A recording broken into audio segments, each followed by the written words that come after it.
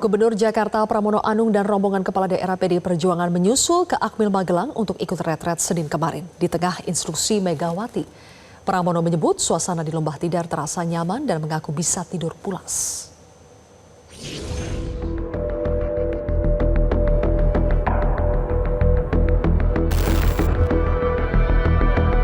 Kehadiran Gubernur Jakarta Pramono Anung dan sejumlah kepala daerah PDIP lainnya masih menjadi tanda tanya di tengah berlakunya instruksi Ketua Umum Megawati yang meminta mereka untuk menunda ikut retret yang diadakan pemerintah di Akmil Magelang, Jawa Tengah. Pramono kembali irit bicara saat disinggung soal kehadiran kepala daerah PDIP di Akmil Magelang. Mantan Menteri Sekretaris Kabinet itu justru bercerita soal suasana Lembah Tidar yang nyaman dan mengaku tidur pulas di malam pertamanya mengikuti pembekalan. Mas Pram, berarti semua sudah dipastikan hadir, hanya kurang berapa bisa dikonfirmasi kembali, Mas Pram dari PDIP? Dengan panitia aja ya saya. Tapi yang jelas suasana di internal semuanya oke lah gitu ya. Pram, malam kan malam di tenda. Nah, rasanya gimana Mas Pram? Saya tidur pulas, saya jam 11 sudah tidur. Bangun subuhan juga seperti biasa, jadi tidak ada sesuatu yang... Karena saya termasuk orang yang gampang untuk menyesuaikan diri. Suasana Jakarta dengan di Lembah Tidar gimana Mas? Suasana kebatinan di Lembah Tidar lebih sejuk, lebih nyaman, udaranya lebih bagus, ya itu kenyataan yang ada. Jadi ini cukup untuk refreshing buat nanti memulai kerja untuk minggu depan? Banget, karena kemarin baru masuk aja kan sudah langsung gaspol. Kehadiran Pramono dan sejumlah kepala daerah PDIP di Akmil Magelang menurut analis politik Carta Politika Yunarto Wijaya menunjukkan adanya komunikasi di belakang layar antara pemerintah dengan DPP PDI Perjuangan. Meski demikian, Yunarto tak yakin komunikasi itu juga berkaitan dengan Sekjen Hasto Kristianto yang kini ditahan KPK. Di panggung belakang nih komunikasi terjadi. Paling tidak antara Kemendagri, antara kepala daerah yang masih harus menunda karena masih menunggu komunikasi dengan DPP PDI Perjuangan. Nah, problemnya adalah memang mungkin kebutuhan PDI Perjuangan untuk menunda kader-kadernya ini berbeda-beda. Ada yang mungkin bisa langsung hadir di retret Magelang karena kemudian memang tidak terlibat dalam rapat, dalam acara-acara menyikapi ditahannya Mas Hasto, tapi khusus untuk Mas Pram, menurut saya itu merupakan sebuah simbol bahwa memang saya menangkapnya ini sebuah penundaan saja, tetapi di panggung belakang memang terjadi sebuah komunikasi. Yang jelas, Ketua DPP PDI Perjuangan Andreas Hugo Pereira memastikan belum ada perubahan instruksi Megawati yang meminta penundaan retret di Magelang. Andreas enggan berkomentar terkait sanksi apa yang akan diberikan kepada para kader yang hadir di Magelang tersebut. Sampai sekarang belum ada hal dari belum ada. Tapi terkait yang udah merapat gimana Pak? Kita lihat nanti. Sorry kalau soal itu nanti. Pak, tapi hari ini ada beberapa yang merapat ke PU nih Pak. Ada agenda apa sih Pak? Mungkin ada rapat DPP. Mungkin ada penegasan ya Pak sebenarnya kalau Oh no. No comment. Belum ada perubahan instruksi apapun ya Pak. Oke. Dari Jakarta, Tim Liputan Metro TV.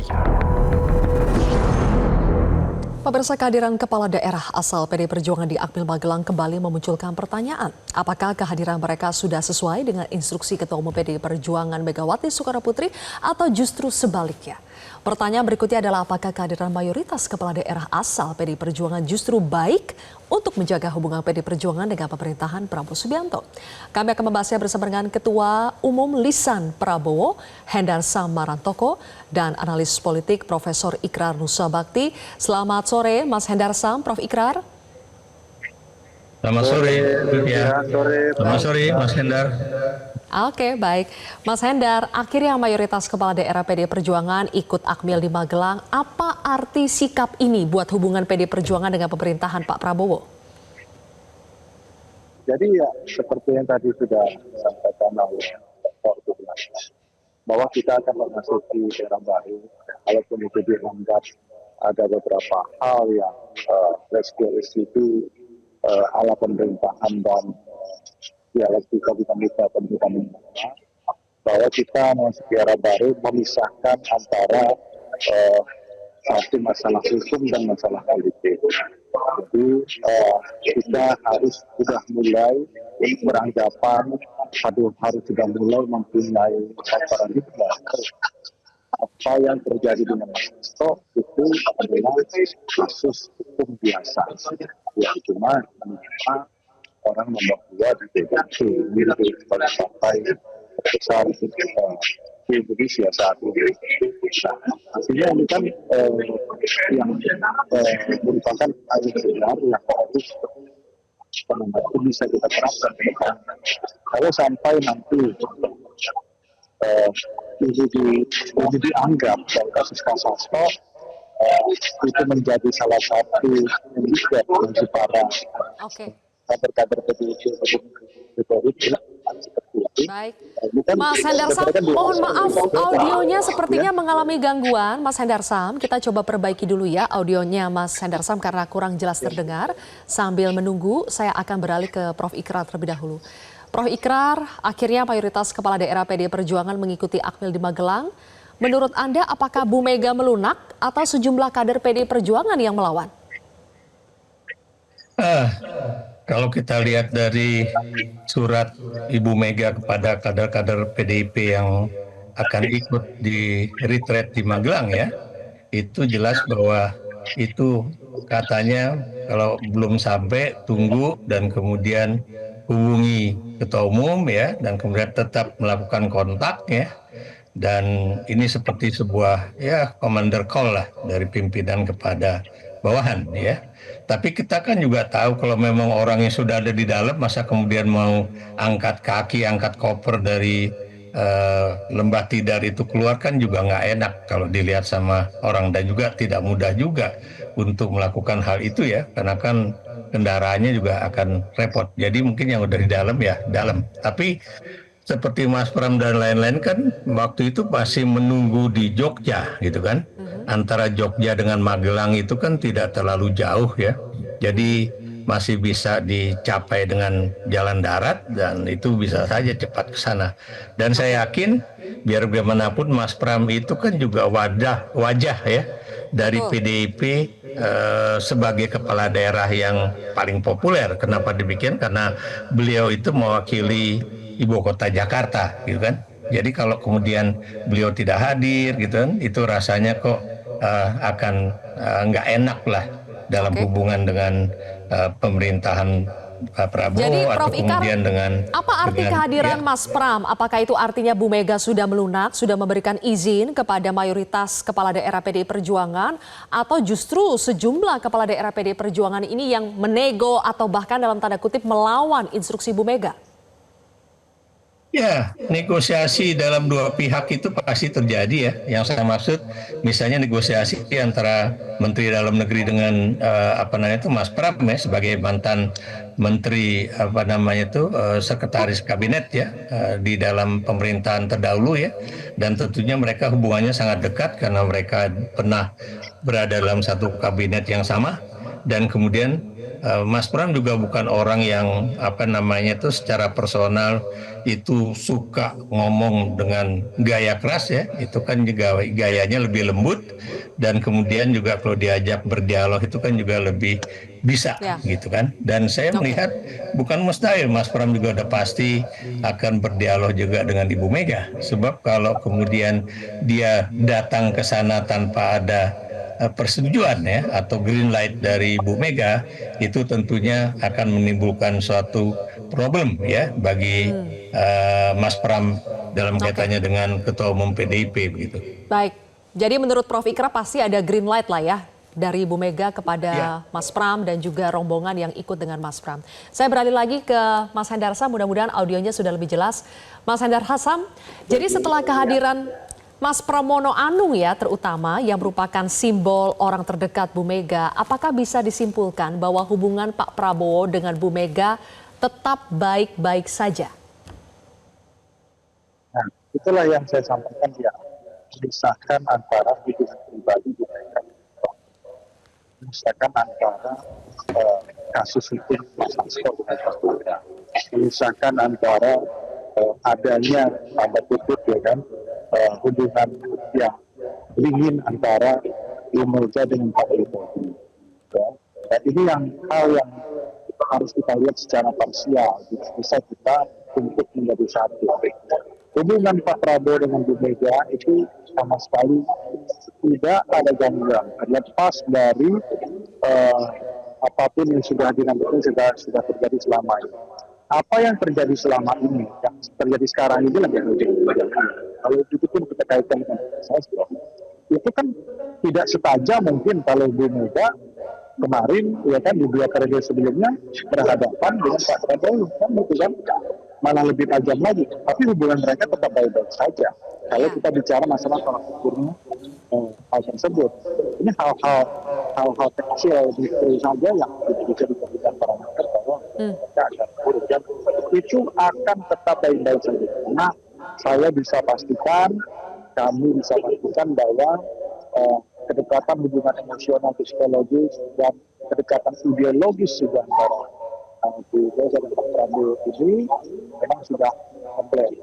Cuman tinggal kalau masalah cara atau mencapai tujuan dari negara itu tentunya masing-masing mempunyai strategi dan prinsip masing-masing. Jadi Mas Pram kita anggap sebagai wajah dan instalasi dari Pak Prabowo dan kita sangat soal wajah dan instalasi dari Ibu Mega dan kita sangat apresiasi walaupun sudah telat Mas Hendar Sam. tapi itu masalah yang penting hati. Mas Hendar Sam, apakah hubungan Pak Prabowo dengan Bu Mega akan beda cerita jika ternyata mayoritas kepala daerah dari PDI Perjuangan itu tetap tidak ikut retret yang merupakan program pemerintahan Prabowo? Bisa beda cerita nih kalau ternyata mayoritas kepala daerahnya tidak ikut? Tidak, saya rasa tidak. Karena saya sebagai komparasi tadi, bahwa di 2014 dan 2019, Bu Mega dan Pak Prabowo itu berhadapan, berbeda pilihan, bahkan itu sangat keras ya. Di bawah hubungan mereka baik-baik saja, apalagi cuma Mas Lari terus aja. Jadi itu bisa dijadikan parameter dan komparasi kita semua. Tapi memang cara strategi ya kan bagaimana kedua belah pihak ya terutama Bu Mega ingin menjalankan caranya ya untuk berpolitik tentunya harus tetap kita hargai. Sehingga masyarakat saja yang ini topik yang baik. Nah, gimana Jen? Oke, Mas Hendar Sam, kita perbaiki lagi audionya ya. Sekarang kita beralih lagi ke Prof. Ikrar. Prof. Ikrar, meskipun memang sudah hadir ya, Mas Pram CS itu sudah hadir, tapi sepertinya kita lihat dari hari keempat ke hari kelima semakin irit bicara ketika ditanya yang mungkin lebih sensitif soal izin Bu Mega dan sebagainya. Perwakilan dari PDI Perjuangan yang katanya menjadi jubir untuk membahas dinamika politik terkini PDI Perjuangan seperti Ahmad Basara dan juga Roni Talapesi juga irit bicara, Mas Prof. Ikrar. Dari sikap-sikap seperti itu, Prof. Ikrar, apakah Anda membaca memang sedang terjadi dinamika di internal, ada perbedaan sikap sehingga para pentolan PDI Perjuangan ini menjadi berhati-hati dalam bersikap dan berbicara di depan publik? Ya, itu jelas ya bahwa memang ada problem internal ya, dan ini juga tampak dari wawancara antara Najwa Shihab dengan Ibu Mega ya, walaupun itu tidak langsung ya, melalui suatu interpretasi dari apa yang diwawancara, yang didialogkan antara Ibu Mega dengan Najwa Shihab ya. Dan situ jelas bahwa Bu Mega mengakui bahwa ada suatu problem internal, tapi yang jelas beliau mengatakan selama saya menjadi ketua umum ya, mereka tetap akan tunduk kepada perintah saya kan gitu kan. Nah, yang jadi persoalan di sini adalah ya, dengan tidak adanya Hasto Kristianto, itu Bu Mega tidak menginginkan ada penggantinya terlebih dahulu. Mengapa demikian? Sebab kalau itu langsung diganti, itu akan menimbulkan suatu citra politik yang buruk juga buat PDIP, seakan-akan PDIP akhirnya tunduk kepada keinginan orang ya di luar PDIP yang menginginkan agar Hasto itu diganti gitu kan. Dan kalau Anda juga mengikuti wawancara antara Pak Magdir Ismail dengan berbagai stasiun televisi, itu kan jelas Pak Magdir mengatakan bahwa penyidik KPK awal-awalnya itu sangat-sangat kooperatif dan kemudian dialognya juga dengan wajah yang sumringah ya, tapi tiba-tiba di menit-menit terakhir sore itu kok tiba-tiba dia ditelepon terus bolak-balik keluar ruangan ya. Dan ketika saya tanya kira-kira Pak Magdir siapa yang menelpon dia? Ya kalau menurut Pak Magdir ya penyidik mengatakan bahwa pimpinan KPK lah begitu kan. Jadi di sini menunjukkan betapa ada memang pimpinan KPK yang menginginkan agar Hasto pada saat itu langsung ditahan ya, dan itu yang bikin orang shock ya. Dan kita juga tahu ya, Pak Prabowo sendiri mungkin tidak tahu mengenai hal itu, karena kan kita tahu bahwa Pak Prabowo dalam kaitannya dengan Hasto Kristianto itu boleh dikatakan dia tidak menginginkan adanya intervensi dari eksekutif kepada lembaga anti rasuah yaitu KPK ya. Nah, walaupun ya Bu Mega mengatakan bahwa nantinya yang jelas teman-teman anggota parlemen dari PDIP itu nantinya akan boleh dikatakan aktif lah berbicara mengenai kira-kira apa pandangan mereka tentang kebijakan-kebijakan pemerintahan yang sekarang. Tapi Silvi, kalau buat saya test case-nya itu adalah apakah dalam waktu dekat ke depan ya, apakah pada saat bulan puasa ataukah sebelum bulan puasa ini akan terjadi dialog ataupun meeting ya face to face antara Pak Prabowo dengan Ibu Mega. Kalau itu terjadi, itu benar-benar suatu sejarah yang baru dalam hubungan antara Megawati dan Prabowo pada saat Sudah ini. lama kita Dan menantikan kalau memang sebetulnya. tidak ada Sudah lama kita menantikan Prof. Ikrar ada pertemuan ya antara Bu Mega dengan Pak Prabowo, sudah dibahas jauh-jauh hari sebelum ini. Tapi pertanyaan saya terakhir untuk dijawab oleh Mas Hendarsam ya. Mas Hendarsam, beberapa kali kita nantikan pertemuan antara Bu Mega dengan Pak Prabowo, tapi beberapa kali juga Bu Mega sepertinya berjarak dengan Pak Prabowo, misalnya tidak hadir di HUT Gerindra meskipun diundang. Dan yang terkini Bu Mega mengeluarkan instruksi untuk menunda kehadiran kepala daerah asal PD Perjuangan di Akmil. Nah, apakah sikap Bu Mega yang berjarak ini juga dirasakan oleh Gerindra dan apakah ini jadi masalah? Ya tentunya dirasakan. Tapi apakah itu bermasalah? Pak Prabowo yang tidak akan bosan-bosan, tidak akan merasa jenuh untuk terus mengajak seluruh tokoh bangsa untuk bersama-sama ya kan, membangun bangsa ini, mengawasi bangsa ini. Saya bisa mungkin teman-teman juga ya kita pernah tahu untuk masalah presiden dan negara itu hampir bisa dipastikan seluruh mantan kepala negara, mantan presiden itu diajak untuk menjadi anggota Dewan Perwakilan gitu. Karena itulah bentuk spirit beliau untuk merangkul dan bersama-sama membangun bangsa ini. Jadi tidak akan beliau tidak akan lelah untuk tetap melakukan berusaha melakukan kerjasama. Baik kalau begitu Mas Hendarsam. Ya, sayang sekali durasi kita habis karena harus ada azan maghrib untuk daerah Jakarta dan sekitarnya. Tapi terima kasih ya Mas Hendarsam dan juga Prof. Ikrar sudah bergabung dalam diskusi Prime Time. Jelajahi cara baru mendapatkan informasi. Download Metro TV Extend sekarang.